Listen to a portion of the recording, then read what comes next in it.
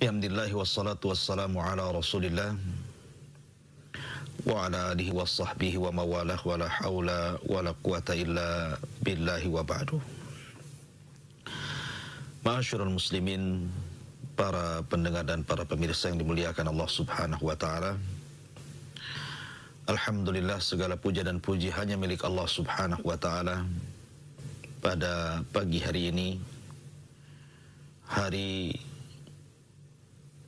pertama dari hari tasyrik, di mana Nabi sallallahu alaihi wasallam bersabda, ayyamu tasyrik ayyamu aklin wa syurbin. Hari tasyrik adalah hari bolehnya kita makan dan minum, karena hari ini masih hari raya kaum muslimin. Ma'asyiral muslimin yang dimuliakan Allah Subhanahu wa taala, salawat dan salam tak lupa kita hadiahkan kepada Rasul kita Muhammad sallallahu alaihi wa ala alihi wasallam. Tema di pagi hari ini kita akan membahas tentang nasihat atau wasiat Nabi sallallahu alaihi wasallam pada hari Arafah dan juga hari-hari tasyrik, pada peristiwa besar yang tercatat dalam sejarah sirah Nabi sallallahu alaihi wasallam pada Hajjatul Wada, haji perpisahan Nabi sallallahu alaihi wa ala alihi wasallam. Ma'asyiral muslimin yang dimuliakan Allah Subhanahu wa taala. Kita tahu bahwa di zaman Nabi Allah Ibrahim alaihi salatu wassalam, Ibrahimlah dan putranya Ismail yang meninggikan Baitullah Al-Haram. Wa idh yarfa'u Ibrahimul qawa'ida wa Ismail. Dan ingatlah ketika Ibrahim dan juga putranya Ismail meninggikan qawaid, maksudnya Baitullah Al-Haram. Setelah membangun dan meninggikan Baitullah, maka Allah Subhanahu wa taala perintahkan kepada Ibrahim untuk menyuruh manusia agar datang ke Baitullah untuk melaksanakan haji. Ketika itu Ibrahim alaihi salatu wassalam kebingungan, bagaimana menyuruh manusia sementara manusia tersebar di permukaan bumi ini. Tetapi Allah Subhanahu wa taala berfirman kepada Ibrahim, tugasmu hanya menyeru, dan aku yang menyampaikan seruanmu ke telinga dan hati-hati manusia. Maka Nabi Allah Ibrahim alaihi salatu wassalam, ada riwayat mengatakan naik di Bukit Safa, ada yang mengatakan di Jabal Abi Kubais, dan ada yang mengatakan di tempat yang lainnya. Maka Ibrahim pun menyuruh manusia agar mendatangi Baitullah Al-Haram untuk melaksanakan haji. Syariat Ibrahim alaihi salatu wassalam juga berlaku kepada syariat kita Muhammad sallallahu alaihi wasallam. Maka tepat pada bulan Dzulqa'dah, pada tahun ke-10 dari hijrah Nabi sallallahu alaihi wasallam, Nabi sallallahu alaihi wasallam kemudian mengumumkan kepada para sahabat Nabi sallallahu alaihi wasallam untuk melaksanakan haji. Ma'asyiral muslimin yang dimuliakan Allah Subhanahu wa taala. Maka Nabi sallallahu alaihi wasallam pun kemudian membawa banyak para sahabat.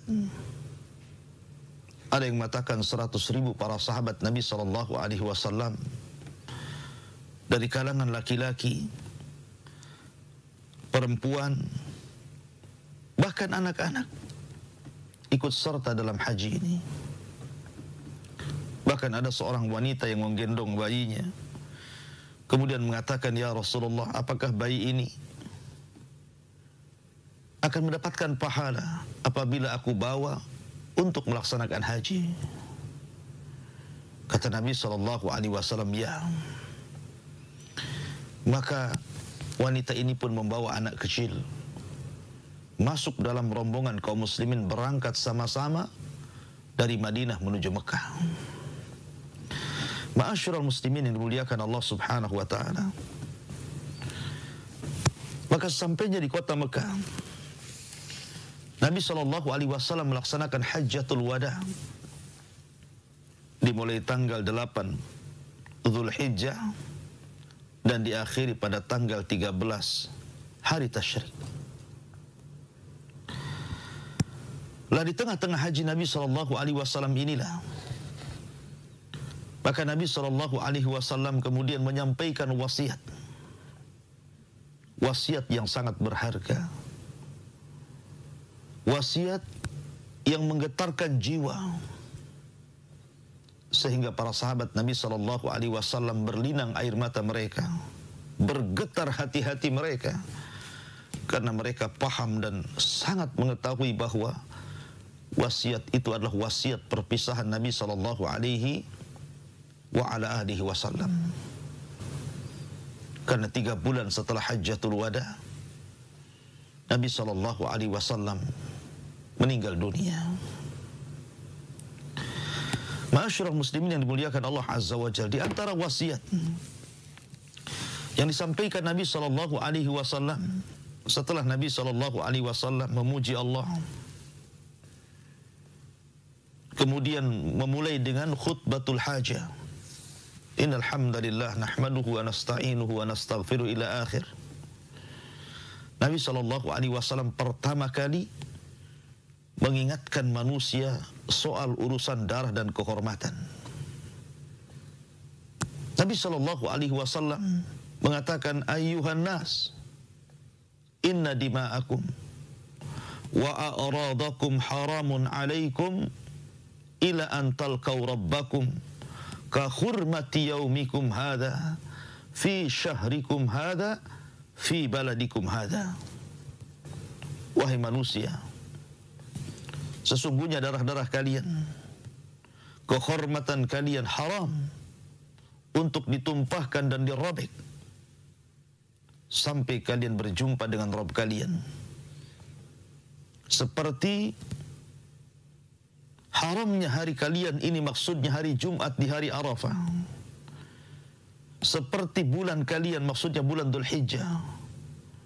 Dan seperti negeri yang kalian injak, maksudnya Mekah Al-Mukarramah. Ma'asyiral muslimin yang dimuliakan Allah Azza wa Jalla. Kenapa Nabi SAW memulai mengingatkan pada khutbah pertamanya soal urusan darah? Karena kita tahu bahwa di antara tradisi jahiliyah, mereka ada yang namanya dendam kesumat. Karena tradisi mereka selalu berperang antar kabilah. Apabila ada satu yang terbunuh, maka mereka akan menuntut jiwa orang yang membunuhnya atau yang terlibat dalam pembunuhan, ataupun kabilah yang tidak bersalah. Yang jelas bahwa nyawa harus dibayar nyawa. Walaupun dalam Islam kemudian diluruskan perkara darah dengan cara qisas. Yang dibunuh hanya yang membunuh. Itu pun lewat kesepakatan seluruh keluarga yang terbunuh. Kalau tidak, maka cukup membayar diat 100 ekor unta. Itulah kenapa Nabi SAW mengingatkan soal ini. Maka Nabi SAW mengingatkan soal urusan darah. Tetapi apa yang disabdakan Nabi SAW telah dilupakan manusia hari ini. Rupanya hari ini darah ini bukan persoalan yang sangat mahal harganya, tapi sangat remeh harganya. Berapa banyak setiap hari kita mendengar ada pembunuhan hanya gara-gara perkara yang bukan penting. Ada juga yang melakukan pembunuhan mengatasnamakan jihad, mengatasnamakan Islam, padahal Islam tidak pernah menyuruh untuk melakukan hal itu. La lil islami nasaru wa lil kuffari kasaru. Mereka tidak menjadikan Islam jaya dan tidak pula menjadikan orang-orang kafir musnah dan binasa. Ma'asyiral muslimin yang dimuliakan Allah Azza wa Jalla. Kemudian Nabi SAW mengingatkan tentang kehormatan. Kehormatan, bahwa manusia memiliki kehormatan. Tidak boleh dicela, tidak boleh dilaknat, dan tidak boleh dighibah. Tidak boleh dirobek kehormatannya, disebar aibnya. Begitulah indahnya Islam.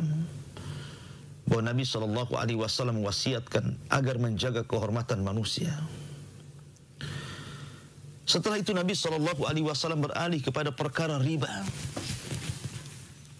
Nabi bersabda, wa inna ribal jahiliyah mawdu'un tahta qadami walakin lakum ru'usu amwalikum la tadlimuna wa la tudlamun. Kemudian kata Nabi SAW, sesungguhnya riba jahiliyah kuletakkan di bawah kakiku, kuhapuskan untuk kalian. Dan yang pertama kali dihapus kata Nabi SAW adalah ribanya Abbas ibn Abdul Muttalib. Maka Nabi SAW mengingatkan, cukuplah kalian mengambil ru'usu amwalikum, pokok harta kalian saja. Jangan kalian berbuat zalim dan menzalimi manusia. Ma'asyiral muslimin yang dimuliakan Allah Azza wa Jalla. Kenapa Nabi SAW merambah kepada perkara riba? Karena riba itu menyengsarakan manusia, menghancurkan ekonomi, menghancurkan keluarga, menghancurkan umat. Makanya Nabi SAW banyak mengancam dalam hadisnya, dan juga Allah Subhanahu wa Ta'ala dalam Al-Quran tentang bahayanya riba ini. Akan tetapi sekali lagi, wasiat ini mulai dilupakan manusia. Lihat hari ini, banyak orang yang bermuamalah dengan bank-bank ribawiyah, dengan bank-bank konvensional yang memiliki unsur yang banyak sekali daripada riba. Belum lagi para rentenir, belum lagi sistem jual beli yang di dalamnya mengandung sistem riba.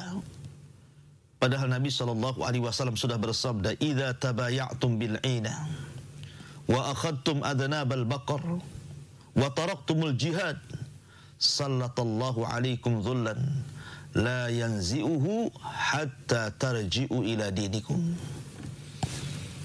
Apabila kalian sudah berbisnis, sudah berniaga, sudah jual beli dengan sistem inas, sistem ribawiyah, dan kalian redha dengan dunia dan meninggalkan jihad, kata Rasulullah,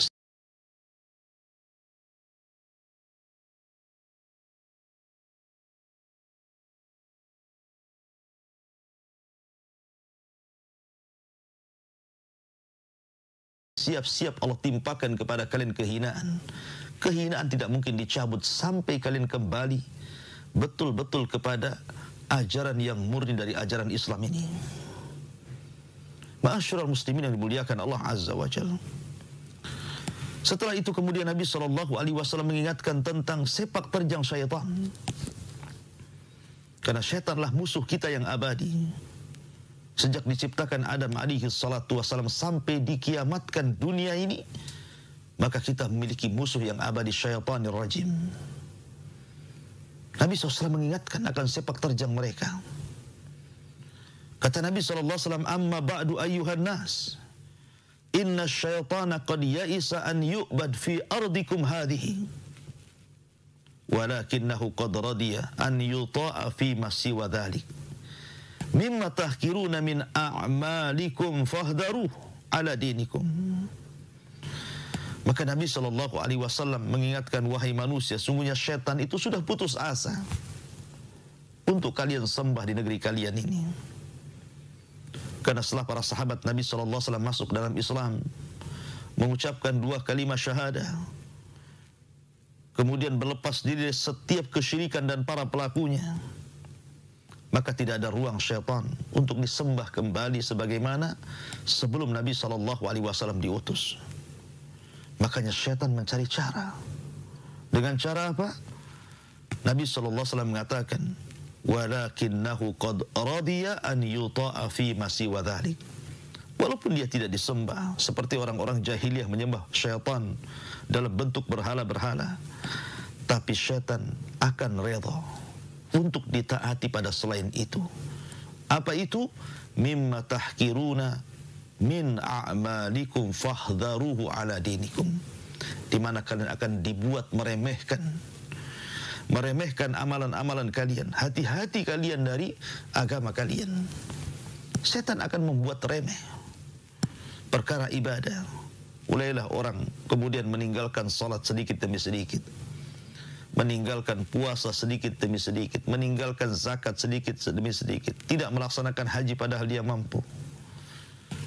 Akhirnya ketika selangkah demi selangkah mereka mulai meremehkan amalan-amalan yang Allah perintahkan dan masuk pada larangan-larangan Allah Subhanahu wa taala yang Allah larang kepada mereka, maka syaitan akan menggiring manusia khutwatan khutwah.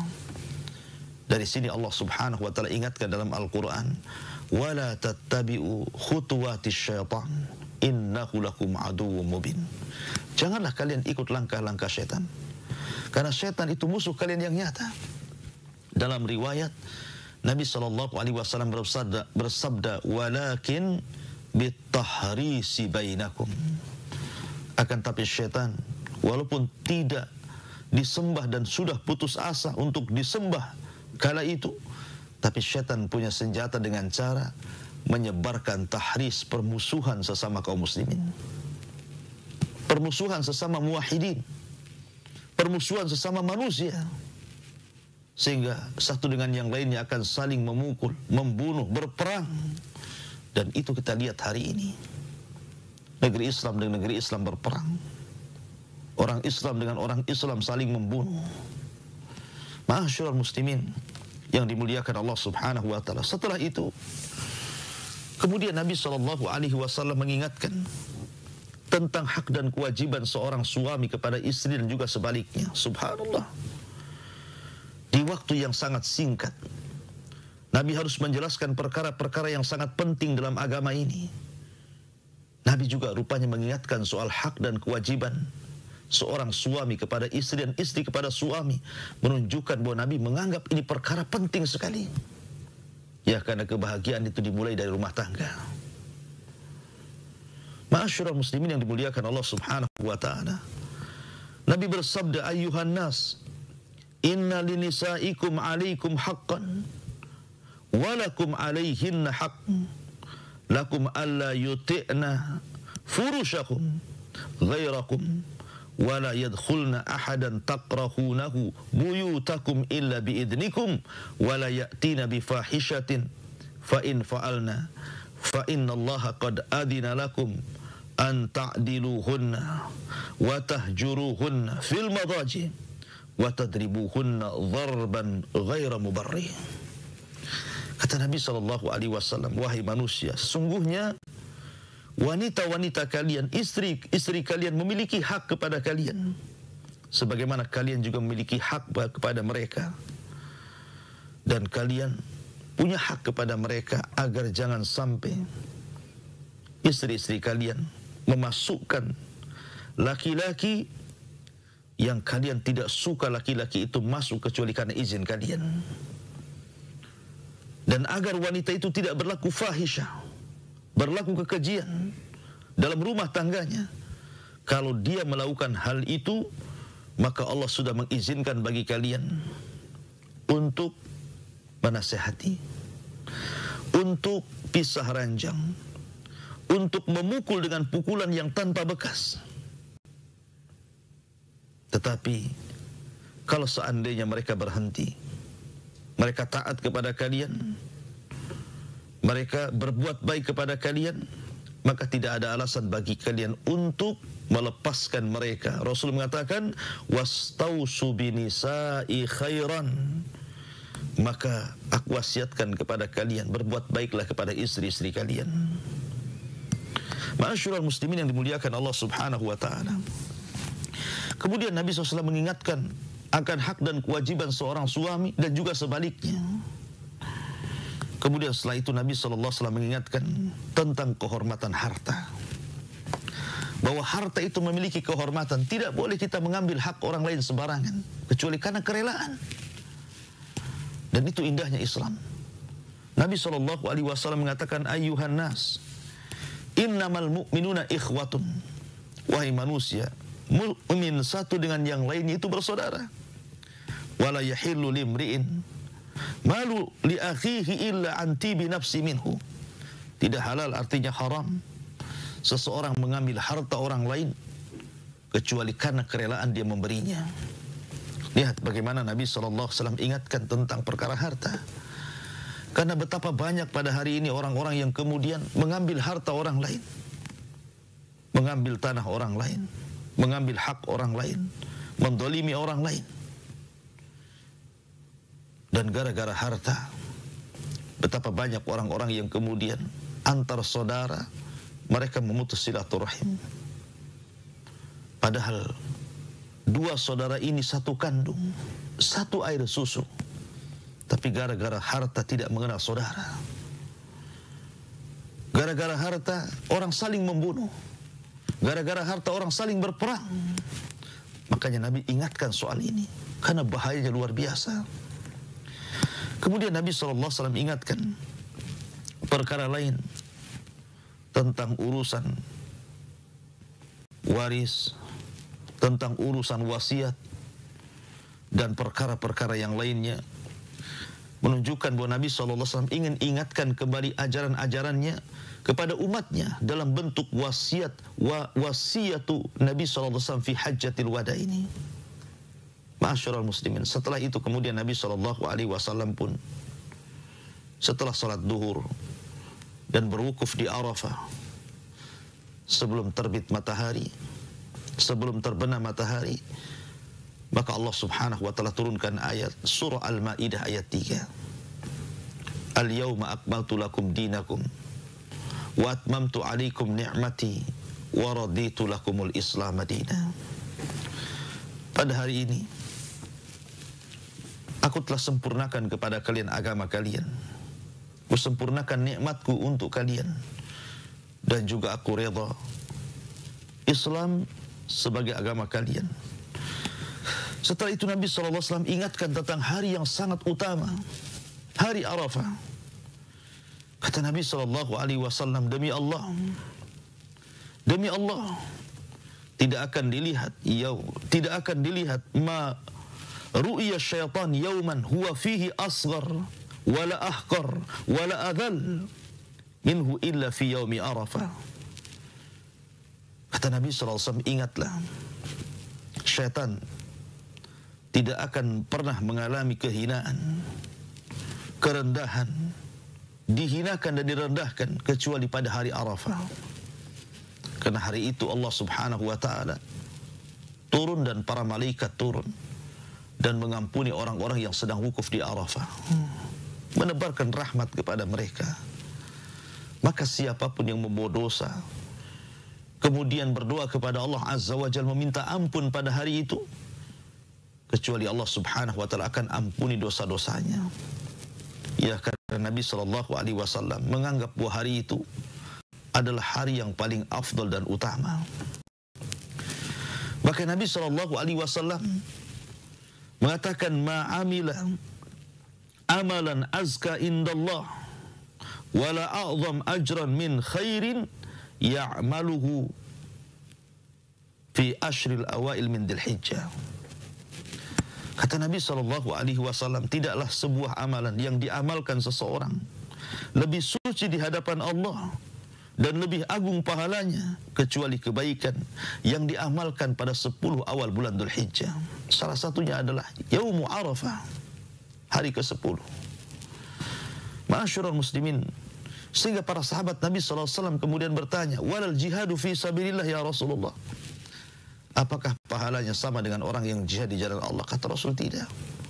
Illa rajulun kharaja bi nafsihi wa malihi wa lam yarji min dzalika bi syai'in, kecuali kalau orang yang jihad ini membawa harta dan jiwanya kemudian tidak pulang alias syahid, baru sebanding pahalanya. Begitulah Nabi SAW kemudian mendudukkan keutamaan yang sangat besar pada hari Arafah. Semoga Allah Subhanahu wa taala memberikan rezeki kepada kita sehingga kita bisa melaksanakan ibadah haji dan bisa wukuf di padang Arafah ini.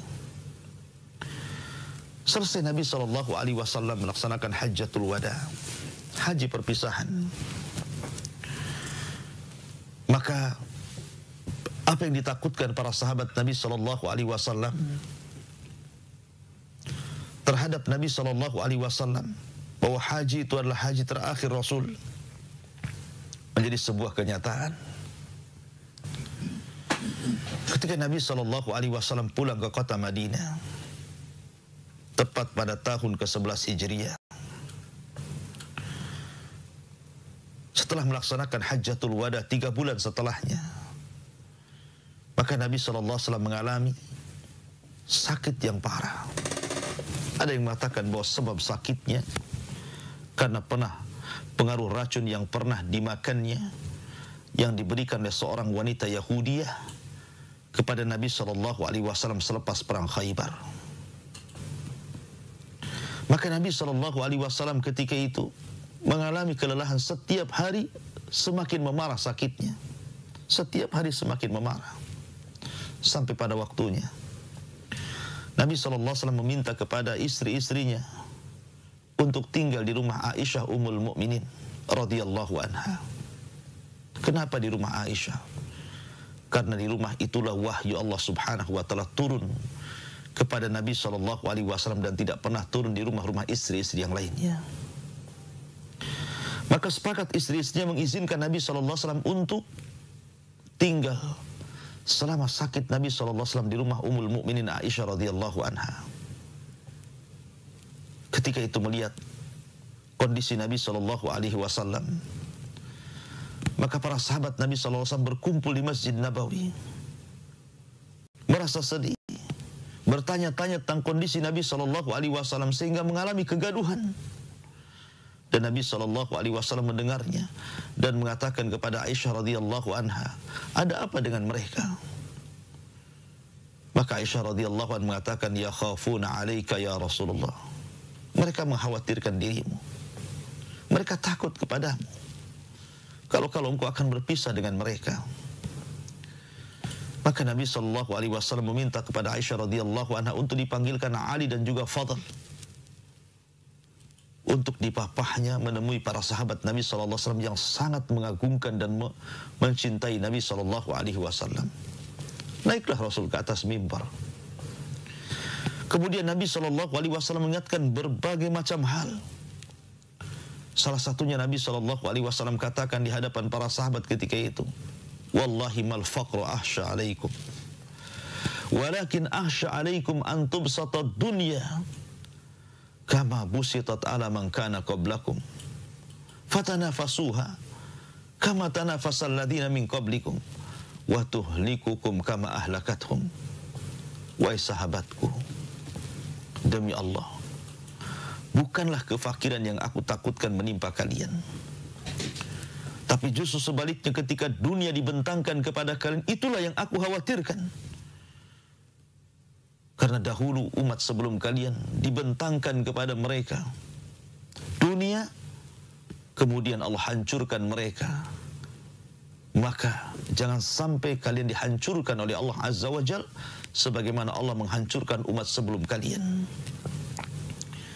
Kemudian Nabi SAW mengingatkan tentang kisas. Kata Nabi SAW, man kuntu darabtu dhahran fahadha dhahri falyaqtasmin.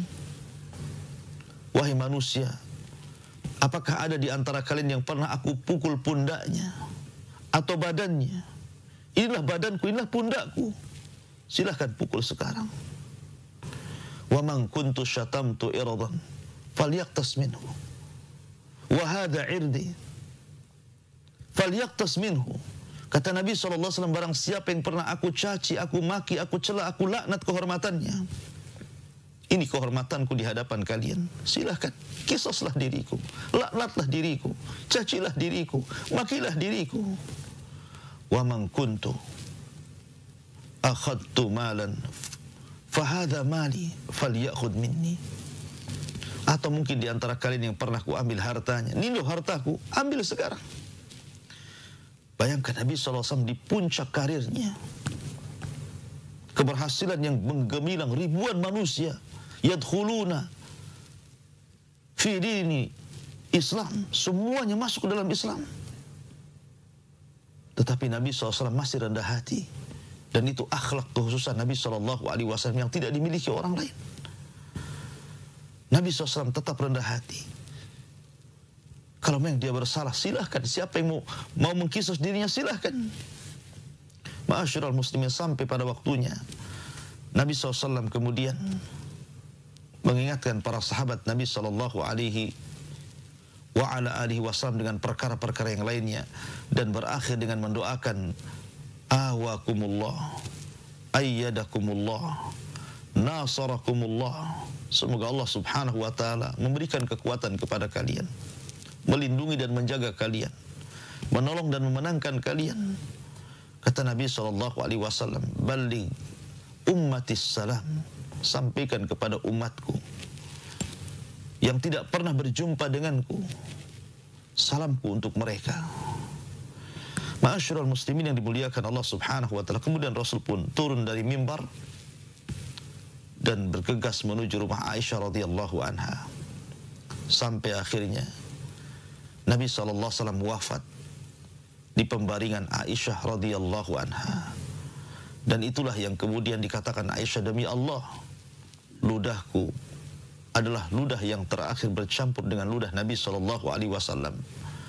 Ketika Nabi SAW bersiwak yang diambil dari tangan Abdurrahman ibn Abi Bakar radhiyallahu an, maka Anas bin Malik radhiyallahu an sampai mengatakan, dahulu ketika aku masuk ke kota Madinah, dahulu ketika Nabi SAW masuk ke kota Madinah, maka Madinah adalah tempat yang sangat bersinar dan bercahaya. Tapi ketika Nabi SAW meninggalkan kota ini dengan wafatnya Rasul SAW, maka Madinah menjadi gelap gulita. Ya, karena Nabi SAW adalah cahaya, penerang umat, pembawa hidayah, pengantar kepada kita menuju surga Allah subhanahu wa ta'ala. Wallahu a'lam bishawab. Ini diantara wasiat dan nasihat Nabi SAW kepada umatnya pada peristiwa Hajjatul Wada, tepatnya pada hari Arafah dan juga hari Tasyrik. Wallahu a'lam bishawab. Saya kembalikan kepada moderator, falyatafaddal mashkura. Jazakallah khair Ustaz atas materi yang sudah disampaikan di kesempatan yang berbahagia ini. Semoga bermanfaat bagi kita semuanya. Kaum muslimin dan muslimat, para pendengar dan pemirsa dimanapun Anda berada di seluruh dunia, program Berkah Pagi merupakan kerjasama Hang Media Batam dengan Art Visi, Asosiasi Radio dan Televisi Islam Indonesia. Dan juga program ini disiarkan atau disebarluaskan oleh rekan-rekan sesama media dakwah Islam. Di antaranya ada Surabaya Mengaji, kemudian Salaf Ittiba Surabaya, Media Sunnah Blora, dan Radio Canisa FM Palangkaraya. Baik, untuk Anda yang ingin bergabung, Anda bisa menghubungi kami secara langsung di 0811 7006 106, atau juga bisa ke 081 803 106 106. Bisa juga Anda kirimkan pertanyaan Anda melalui SMS ataupun WhatsApp. Baik Ustadz, sudah ada beberapa pertanyaan yang masuk nih Ustadz. Iya. Assalamualaikum Ustadz. Waalaikumsalam. Saya Abu Nisa di Jakarta Selatan.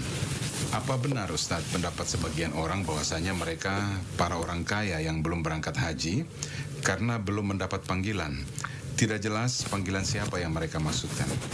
Demikian pertanyaan Ustadz. Iya. Ya, alhamdulillah.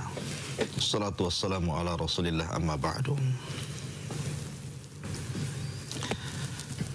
Bicara tentang haji. Haji itu ibadah yang sangat berbeda dengan ibadah salat, puasa, ataupun zakat sekalipun. Karena ibadah haji ini ibadah gabungan antara ibadah badan dan juga ibadah harta. Kalau zakat ibadah harta, puasa dan salat ibadah badan. Tapi haji ini ibadah gabungan, ibadah harta dan juga ibadah badan. Kemudian juga di dalamnya ada perjuangan. Makanya di dalam Al-Quranul Karim Allah katakan walillahi 'alan nasi hajjul bait man istata'a ilaihi sabila. Di sini Allah mengatakan walillahi 'alan nas, di antara kewajiban manusia yang harus ditunaikan atas perintah Allah adalah melaksanakan haji bagi yang mampu. Kenapa? Karena haji ini perjalanan sangat melelahkan. Betapa banyak orang-orang yang kemudian Allah takdirkan meninggal dunia sakit karena kelelahan dalam melaksanakan ibadah haji yang mulia ini. Kalau kita melihat kisah-kisah dahulu, kita lihat bahwa belum ada kendaraan secanggih hari ini, belum ada pesawat, belum ada kapal, belum ada bus. Mereka harus berjalan kaki. Mereka harus menggunakan unta berhari-hari, berbulan-bulan. Bahkan ada yang kemudian tahunan baru sampai ke tanah haram. Ya, itu zaman dulu. Tapi zaman sekarang Allah takdirkan, Allah mudahkan semuanya. Walaupun demikian ibadah haji ini ibadah yang melelahkan. Karena di sana ada tawaf, di sana ada sa'i, di sana ada lempar jumrah, dan banyak sekali manasik-manasik yang memerlukan tenaga. Intinya bahwa banyak akhirnya orang-orang yang berpikir ulang untuk melaksanakan haji, kecuali orang-orang yang Allah Subhanahu wa taala berikan hidayah untuk menyempurnakan Islam ini. Sebenarnya kalau umpamanya dikatakan bahwa orang-orang yang sudah mampu, kemudian kita tanya, kapan Anda haji? Kemudian dia katakan menunggu panggilan. Panggilan siapa? Kalau itu jawaban Anda, selamanya Anda tidak akan terpanggil dan tidak akan datang panggilan itu kepada Anda selamanya. Kalau itu alasannya. Sebagaimana orang yang kemudian melakukan maksiat, kapan Anda berhenti daripada maksiat? Kemudian dia mengatakan menunggu takdir Allah Azza wa Jalla. Sampai kapan? Ya. Ma'asyiral muslimin yang dimuliakan Allah Azza wa Jalla. Oleh karena itulah maka Nabi SAW bersabda, Man arada an yahuj falyasta'jil. Kata Nabi SAW, barang siapa yang ingin haji bersegera. Karena terkadang harta yang sudah dikumpul terkadang bisa hilang. Umpamanya rumahnya kebakaran, na'udzubillah, kendaraannya kecelakaan, ataupun akhirnya sakit kemudian habis biayanya untuk pengobatan. Karena qad ya'ridul 'arid, terkadang ada hal-hal yang kemudian bisa memalingkan niat kita itu. Makanya Rasulullah mengatakan, man aradal hajj falyata'ajjal. Kalau barang siapa yang hendak haji, bersegera. Karena terkadang Allah Subhanahu wa taala kemudian membolak-balikan niat, akhirnya harta itu habis begitu saja. Dan Anda belum melaksanakan dan menyempurnakan keislaman Anda, dan Anda berdosa. Karena Anda melalaikan kewajiban Allah Subhanahu wa taala. Dan ingat bahwa kalaupun Anda menghabiskan biaya banyak untuk haji ini, Allah Subhanahu wa taala akan mengganti rizki Anda dengan yang jauh lebih baik lagi. Kalau Anda yakin dan percaya. Karena bagaimanapun in tansurullaha yansurukum. Kalau Anda menolong agama Allah, Allah akan tolong Anda. Ihfadillaha yahfadka. Jagalah Allah, maka Allah akan menjaga kalian. Oleh karena itulah maka jangan pernah Anda mengatakan kalimat-kalimat seperti itu. Tapi kalau Anda kemudian sudah diberikan harta yang banyak, cukup, ada kelebihan, berangkat. Selama Anda memiliki tubuh yang sehat, mampu dalam perjalanan, mampu dalam ongkos sampai ke sana begitu. Dan Anda niatkan betul-betul karena ingin melaksanakan perintah Allah Subhanahu wa taala, bukan yang lainnya. Karena sering saya katakan, yang harus dibenahi itu niat awal haji Anda. Dan itu yang banyak. Soal keuangan dan manajemen, saya kira sudah bagus di negeri kita ini. Tapi soal niat terkadang harus diluruskan, karena bagaimanapun innamal a'malu binniyat. Betapa banyak orang-orang yang berangkat haji kemudian niatnya bukan karena Allah Azza wa Jalla, bukan karena ikhlas karena Allah Subhanahu wa taala. Maka semoga Allah Subhanahu wa taala memberikan hidayah kepada orang-orang yang Allah berikan kesanggupan dan kemampuan tapi masih malas untuk melaksanakan ibadah haji. Wallahu a'lam. Syukran Ustaz atas penjelasannya. Demikian untuk penanya Abu Nisa di Jakarta. Baik Ustaz, ada pertanyaan juga masuk dari Rustam di Palangkaraya nih Ustaz. Jika masuk tanggal 13 Zulhijjah barulah kita mendapatkan rezeki, apakah boleh kita berkurban Ustaz? Terima kasih atas jawaban. Ya, alhamdulillah. Nabi SAW bersabda, ayyamu tasyrik ayyamu aklin wa syurbin. Hari tasyrik itu hari makan dan hari minum. Dan hari tasyrik itu 3 hari, dimulai dari tanggal 11, 12, dan 13. Dan tanggal-tanggal ini masih diperbolehkan untuk melaksanakan kurban. Walaupun yang paling afdal lah yaumun nahar, pada tanggal 10 setelah salat Id. Oleh karena itulah maka Anda masih boleh. Karena penyembelihan hewan kurban itu dimulai dari setelah Id di hari ke-10, kemudian tanggal 11, kemudian tanggal 12 dan tanggal 13 hari tasyrik sebelum terbenam matahari. Maka Anda boleh. Makanya kenapa di hari tasyrik tanggal 13 diharamkan berpuasa ayyamul bid. Khusus untuk hari tasyrik pada tanggal 13 haram seseorang melaksanakan puasa ayyamul bid. Puasa 3 hari dalam sebulan yang dimulai pada tanggal 13, kecuali hari tasyrik tidak boleh puasa. Kalau Anda nekat puasa berarti Anda melanggar syariat Allah Azza wa Jalla. Karena hari tasyrik adalah hari Id kaum muslimin, dan puasa di hari ini itu haram hukumnya. Tidak boleh. Maka kalau Allah takdirkan Anda punya rizki, umpamanya hari ini tanggal 11 atau mungkin besok tanggal 12 atau lusanya tanggal 13, bolehkah saya berkurban? Boleh.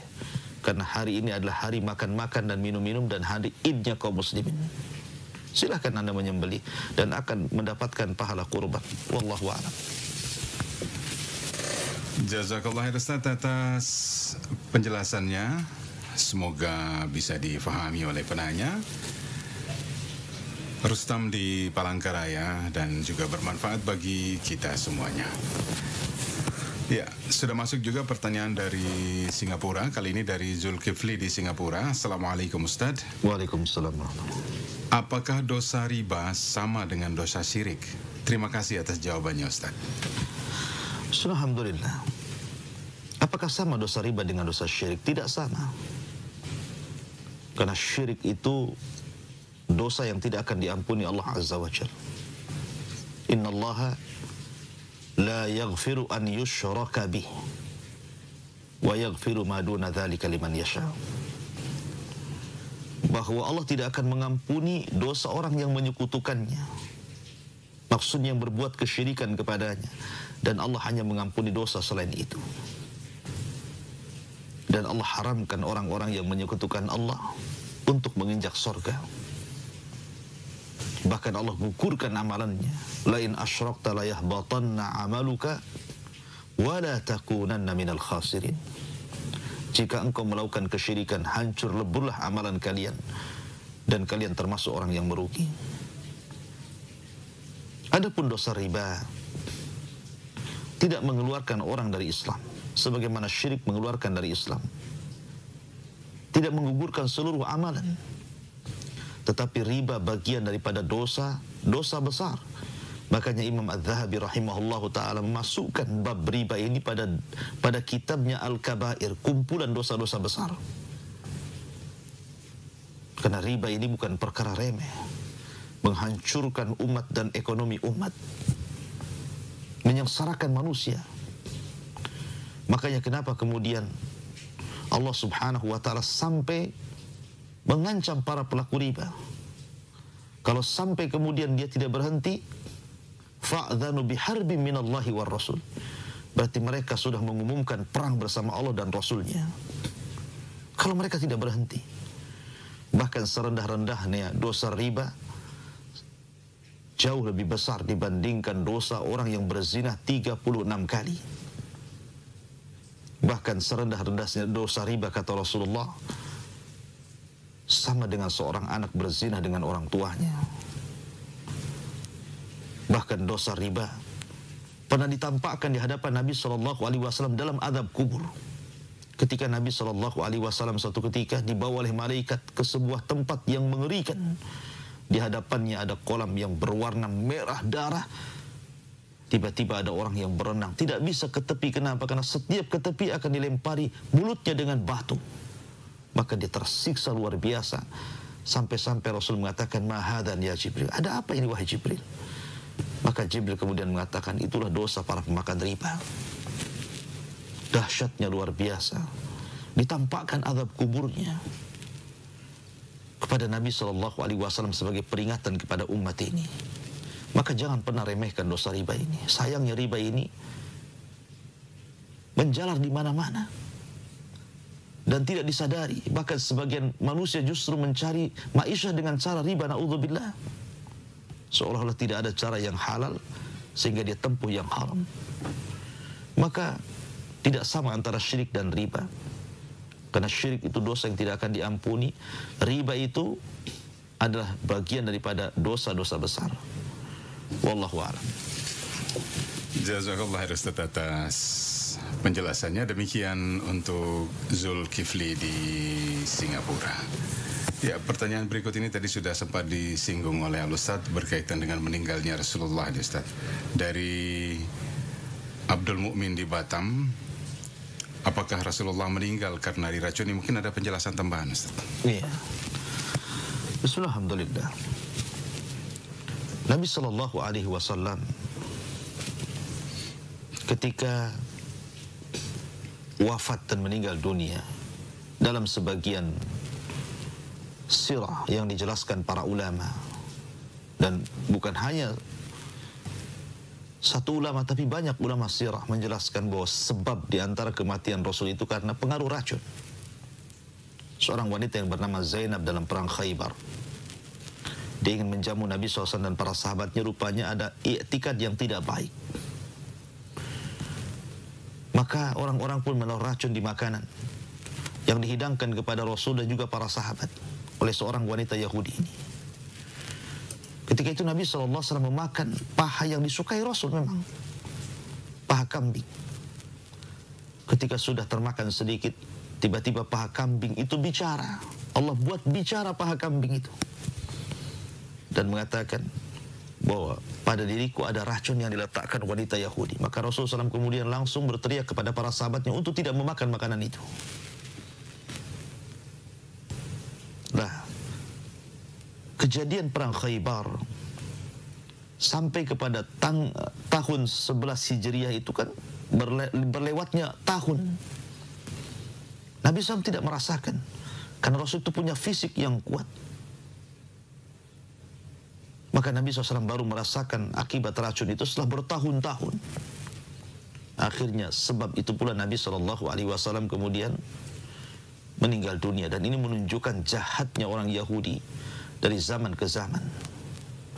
Dari dulu mereka berusaha untuk menyakiti para Nabi dan Rasul, membunuh para Nabi dan Rasul. Makanya kenapa mereka umat yang dilaknat Allah Subhanahu wa ta'ala. Karena Allah berikan ilmu kepada mereka, tapi tidak manfaat ilmunya. Allah berikan pengetahuan kepada mereka, tapi tidak memiliki manfaat pengetahuannya. Karena orang-orang Yahudi itu umat yang sangat jahat, tidak suka kepada para Nabi dan Rasul. Makanya di zaman Rasul, orang-orang Yahudi itu berupaya bagaimana membunuh Nabi SAW dengan berbagai macam cara, sampai kepada sihir yang dilakukan Nabi bin Asam dan juga putrinya, menyihir Nabi SAW dengan buhul, sisir dan rambutnya Nabi SAW. Bahkan pernah Nabi SAW hendak kemudian dibunuh dengan cara pengecut, dilemparkan batu dari atas bukit, tapi semua tidak berhasil. Allah Subhanahu wa ta'ala menjaga Nabi SAW. Allahu ya'simuka minan nas. Allah yang menjaga dirimu wahai Muhammad dari manusia. Maka itulah yang dijelaskan para ulama, memang sebab sakitnya Nabi SAW adalah karena racun. Itu sebab saja.